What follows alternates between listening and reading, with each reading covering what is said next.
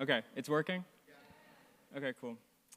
Hi, so yeah, for those of you who don't know me, my name's Zane. I've been coming to FEST since 2022, and I'm founding a new blogging platform called Silk. And I actually met my co-founder here during year one. So really quick, I just want to say thank you to the organizers for making this whole thing tick. Yep, you guys are very important. Yeah, and before we get started here, I just wanted to get a little heat check going. Yeah, how many people in here would call themselves a creative? Raise a hand. Yeah, okay, so that's like everybody. And then how many people in here would consider themselves to be an artist? Okay, it's like a pretty good amount. Yeah, cool. So today I just want to spend some time talking about something that's been very near and dear to my heart for a long time, probably just about as long as I can remember, actually, going back to like 2010. Yeah, probably, yeah, very important to me. It makes me kind of emotional to think about, and it's called Instagram, if anybody has heard of this. Yeah, so I'll be spending most of this talk kind of talking about what Instagram and creative platforms kind of like it have done to creative culture, tracing through a sort of taxonomy of the creative class, highlighting a few different archetypes of creative people, talking about their tools, and starting with creators. So in 2025, we have these people called creators, which is basically a shorthand term for like a content creator. And we have this whole big thing around them called the creator economy, which is like this magical part of the internet where the average person can kind of eke out a living for themselves by making a video in their bedroom about their skincare routine or something like this. It's a magical, very magical thing. It's kind of like this new version of the American dream. And over the last 10 years, I think the term creator has morphed from this kind of general term for a creative person into something that's totally novel. And today, like, the creator is less of a creative person or an artist, and more of a middleman for distributing information or entertainment in exchange for some kind of capital, whether that be social or financial more concretely. And their work is very often tied to a financial imperative, and Vox is saying that this is something like 1 to 2% of the digital public, which sounds small, but it's an extremely competitive market. So there's already more content out there than we know what to do with, and there's not really enough attention for all of it in the day-to-day. And so what do? We have, and now we have like this AI-generated content hitting the market as well, and this is filling more spaces than I think we already even had access to, and it's just over the top. Meanwhile, the average person online, i.e. like this other 99% of people who is not a creator, is just ingesting, kind of like being flooded all of this content, and has been pushed into sort of this like, out of this productive content creator role, into something that's more like a managerial consumer role. And so the average person is no longer expected to contribute to the information economy, but instead to make use of what they consume to the most pleasurable and fulfilling extent. But we don't really have the tools to do that in the most effective way, which is this weird situation that we're all kind of stuck in. So if you're like me, you have this infinite flood of content coming in from all sides at all times of the day. I think some of it's nice and beautiful and artful, but most of it sucks. And we struggle to filter it, and the vast majority of it is not high quality by any means. It's been designed to grab my attention somehow. We all know this over and over, the same story. So welcome to the value of curation. We're going to come back to this in a little bit. We also have the creative. And for whatever reason, we've all decided that this word, very similar to the first, implies something different. There's like this positive, if not kind of pretentious, connotation to the term. Like, I think creatives kind of think of themselves, there's like this air of sophistication and dignity around like the creative practice and being a creative. You think of fashion designers and film directors and graphic designers and photographers, and basically like these creative professionals. So creatives are typically more skilled than creators. On the whole, they're trained, they've studied, they've gone to school, they may have a practice of some sort. They like to make things of all kinds, and their final product is a bit more highbrow than the content creators on the whole.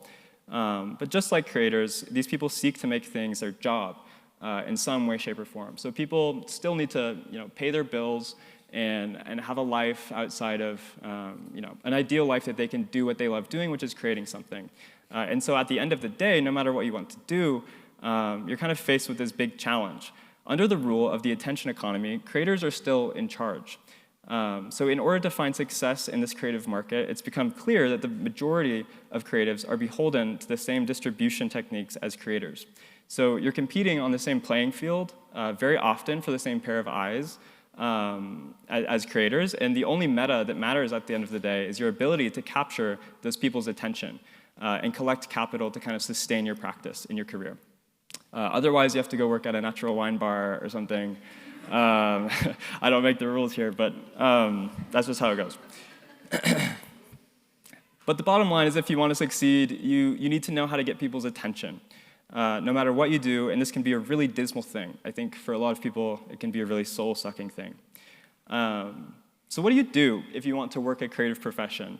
I talk to a lot of people who are passionate about their own creativity, are quite talented, went to art school, like the whole 9 yards, but who remain extremely reluctant to make work with an attention-seeking component in mind. And they don't want their work to be sticky or necessarily for it to go viral, they just want it to be good.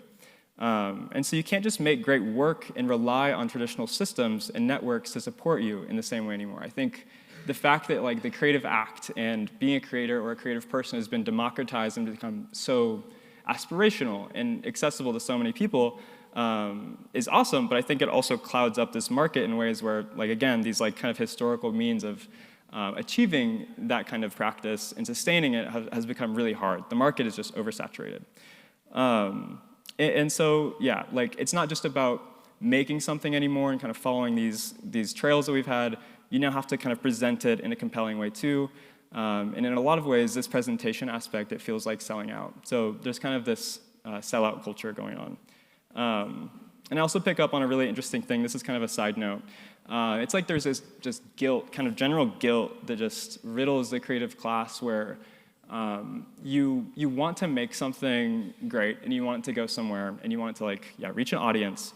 But you're kind of unwilling to lean into the cringe and the undignified version of making an attention trap or leaning into that aspect of I want this to hit the market in a certain way. And there's all these different techniques to do that. But it's interesting to kind of identify that just base component of how do I lean into this and why do I not want to lean into it? So in the middle of all this attention-driven kind of chaos, I think the artist is really dying. And this is the most important creative archetype of all to me. So you have creators, and you have creatives, and you have artists. And I think it's also probably the most misunderstood. It's really reassuring to see how many people in here are saying, I'm an artist, that's awesome. But I think a lot of people kind of reckon with the mythology and mysticism around what it means to make art. What is an artist? What is art? How can I make it? Can I make it? And so I want to spend a lot of my focus talking about this kind of thing from here on out. So art is a mysterious kind of out-of-reach thing to a lot of people, right?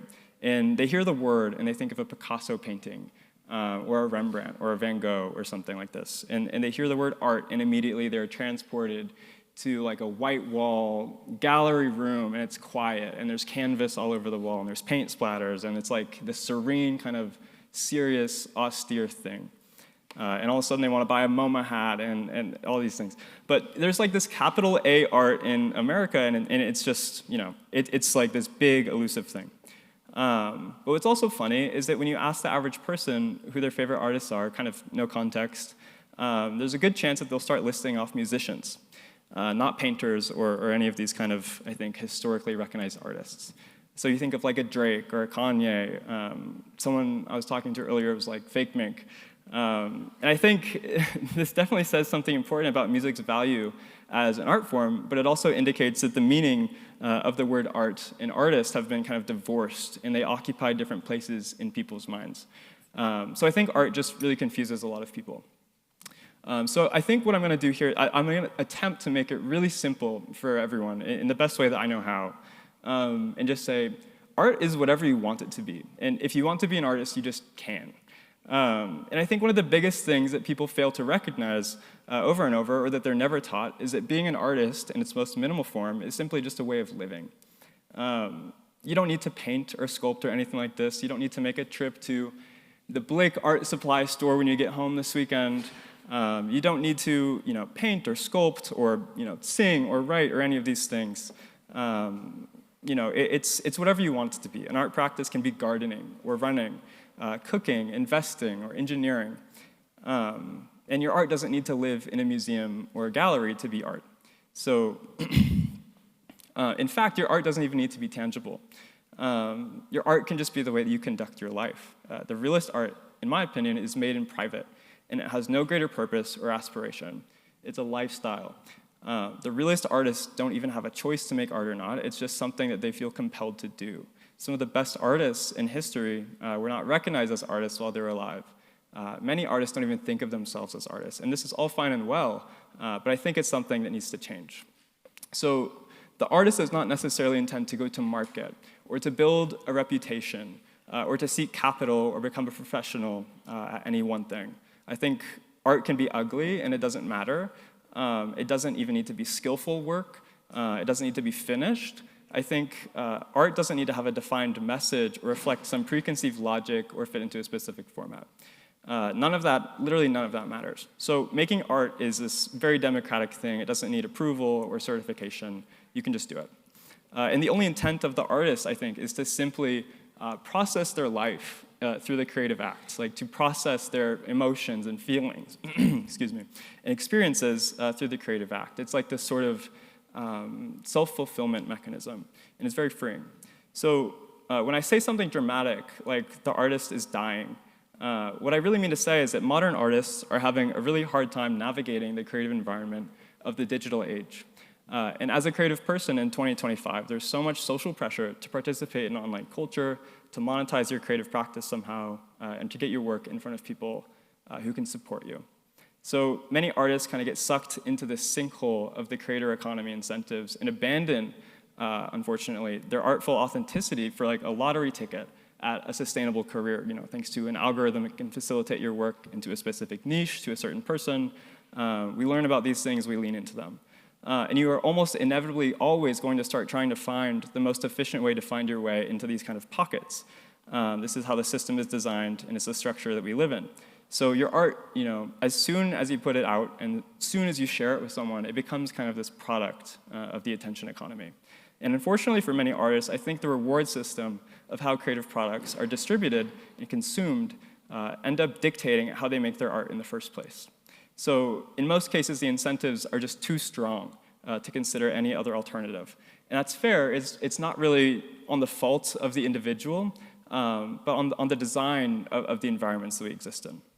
So right now, I think we are in sore need of artfully aligned digital infrastructure. In a place where the work and media we create, consume, and distribute can be supported by a system that allows for something more holistic than just the gamification of attention. We need a digital environment that incentivizes intentional consumption, critical thought, and healthier means of competition in the creative marketplace. The average creative person should not feel like they need to sell out by default. So I think the first place we should be turning to in search of this new infrastructure is curation. And hey, congrats if you're in this room, anybody, you are a curator. Even if you don't see yourself as an artist, and I'm, again, glad that so many of you do, you'll always be a curator at minimum. This is a default. There are levels of curation, but this is the base level of where creativity comes from. So at its core, I think curation is an act of personal discernment and making a choice to surround yourself with something that you enjoy or that inspires you or that fulfills you. So curation is the way that you decorate your home, the clothes that you buy, or the YouTubers that you subscribe to, the people that you choose to date, the diet you adhere to. So as consumers, we're all curators, and we're curating things every single day. And as we've already touched on, most of us are being bombarded by more media and content than we can reasonably handle. And this is something that is only going to get worse as the state of slop in AI-generated content accelerates. So the average internet user, not to mention the average creative person, is feeling overwhelmed, burnt out, overstimulated, and worst of all, I think, trapped. So I'm sure none of this is news to you all. But the same place we go to share our work and keep up with our friends is also the same place we go to surrender our dopamine receptors to assault. It's a bad place to be, no matter how you slice it. So again, the most important thing that creatives need right now, in my opinion, are better curation tools. And what you put in is what you get out. So, and people need to have the ability to exercise more control over the media they consume on a daily basis. When you are allowed to curate and own your media diet, there's no good reason to indulge attention-hacking content or consume garbage slop, or in a social system where everyone is selecting their preferred content from the digital marketplace. Protecting themselves is possible. And we can all exist, I think, without this unnecessary pressure to perform for views or maximize attention and kind of, that kind of capital. So where we can think more critically about our practices is a place that we need to be looking for, and where we can ultimately create better, more artful work alongside people who value the same things that we do. Just like in real life, the digital environment that you choose to live in, that you curate for yourself, is the key to fulfillment and better art. The sooner you recognize this, I think, the better your work will become. And have I told you about Silk yet? We'll end it there. But thank you, guys. I'm open for all questions here, and I appreciate everything.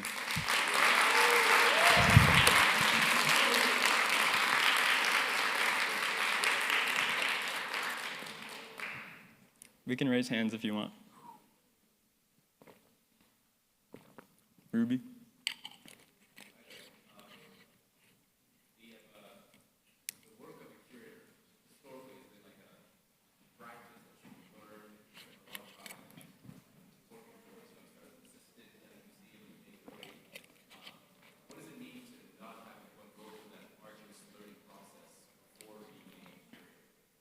Say that last part again.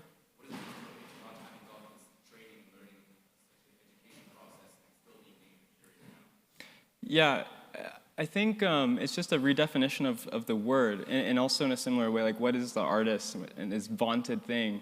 Again, like the curator has been put into this world where in the past it's like, yes, you're curating for a gallery or a museum or something that it's like exists in this world that I think is not very accessible, but I think that's just a logic trap. Like I think that we just need to redefine the word and start figuring out ways that we can be more intentional, because that's all it is. Intentional in consumption and discerning in what we consume. It's that simple to me.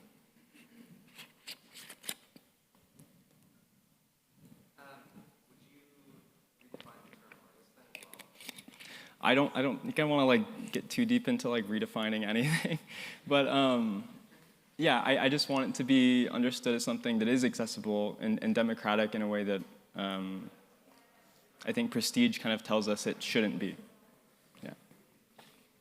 Duncan. So how do you view the economy side of a new platform? Is it like a subscription model, or is there some kind of other way to like subsidize instead of just like charging the Yeah. Yeah, no, the question there is like, and this is probably the most important question, is you can't build a system if it can't sustain itself. And so much of, I think, what our previous systems have been built off of is, again, attention hacking and harvesting and selling you ads based off of, your interests and kind of this profile that's been collected on what you care about. Like, I think that people should, if they, I don't think that this is inherently bad, but I do think that we need to be trying different ways to go about monetizing that that can sustain, mass culture in a way that is still like you can collect and reap the benefits of all these amazing things that I think these systems have given us. And so working through that process is a really important challenge. One of them is I think one of the ways to go about it is like you were kind of saying, like subscriptions. I don't think the average person out there in the world is ready to pay subscription for some kind of like social platform. But there are other ways to harness creativity and creative markets and groups of people who interface in these places, such as like exchanging goods and start taking, like facilitating these transactions, rewarding yourself with something that can, float the infrastructure that you've built. And it may not be as like top-end lucrative and profitable as a Google or a Facebook, but it's definitely going to be somewhere in the middle that is still pretty damn good. And I think that we need more people who are focused on trying to see that future through. Yeah, you. Things like recommendation algorithms that play when it comes to like giving you new content, how much of curating online is an illusion? How much is of curating? Oh, yeah, I see what you're saying. I think of like the Pinterest model, right? Of like, or having any kind of suggested content algorithm. It's like, it understands what you kind of want to look at and it serves you things that are in that similar vein, right? And I think that's like, giving candy to a baby. Like, it's really easy. It's like, you can kind of surf through and have this illusion of, this is what I want to be looking at because they told me. And I think that so I think that having a system of people who can be curating in these networks and like actively recommending the things that they care about, because we've all become, like, whether we like it or not, if we're on social media, these really talented curators. Anytime that we screenshot or send something to a friend, we're curating, we're making an intentional like decision about we care about this and we kind of want to signal it back in some kind of way. I think removing barriers from that process and letting everybody contribute to the options of what is like out there on the marketplace, and then following people who are curating that you enjoy, who are curating things that you enjoy, is actually a much more effective thing than the algorithm.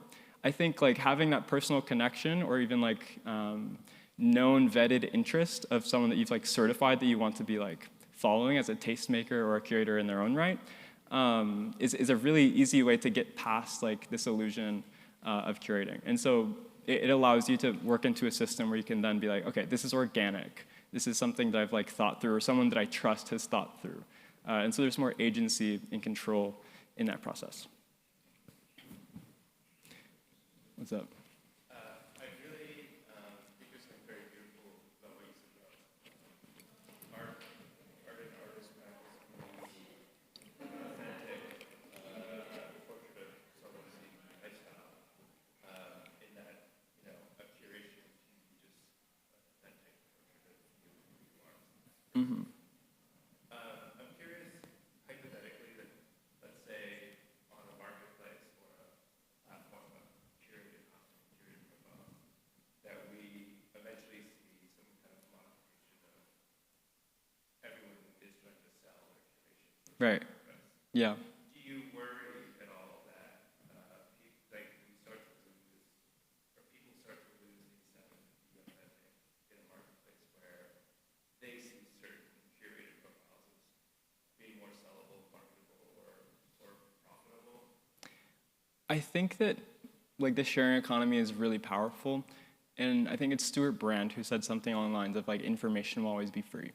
And so like if you want to, I think people should have the tools, like if you've spent a lot of time and you're an expert in something that not many people are, you should have probably the tools to sell that kind of thing and like monetize that process. I think that's important.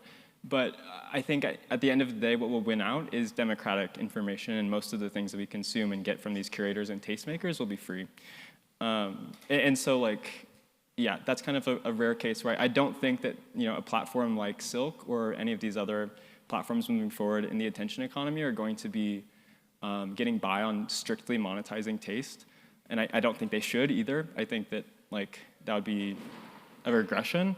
So yeah, there's other ways to do this, and I think that will be kind of untouched on the whole, I should say. Nazreen.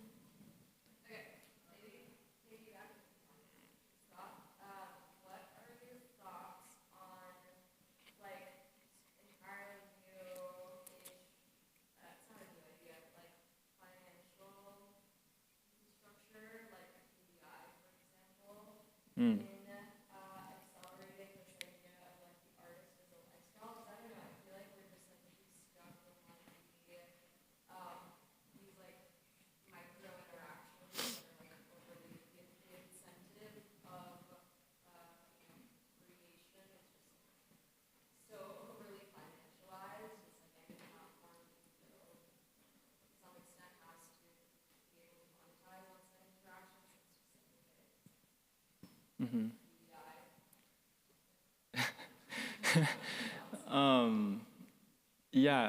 Without like going too deep into something that I don't have like the best understanding of, I think that like when you think of like the democratization of the artist, it's less of one where I think like the artists should be monetizing themselves. You know, like I don't think that the artist needs to be sustaining their career off of being an artist. I think it's actually again like just a way of living life. And so I hope that whether or not we have UBI and endless free time to pursue our passions or whatever, and capital to do so, stability, I hope that more and more people in the meantime can continue to think of themselves as artists, even if they're just a curator, like even if they're just somebody like at an office job in Manhattan, like working finance or something. There's all these different ways you can think of like what is the art of the way that I'm living. And that's what I kind of want to encourage more of people in here to think about. I think we'll wrap it there. We got like 30 seconds left. So thank you guys. I appreciate it.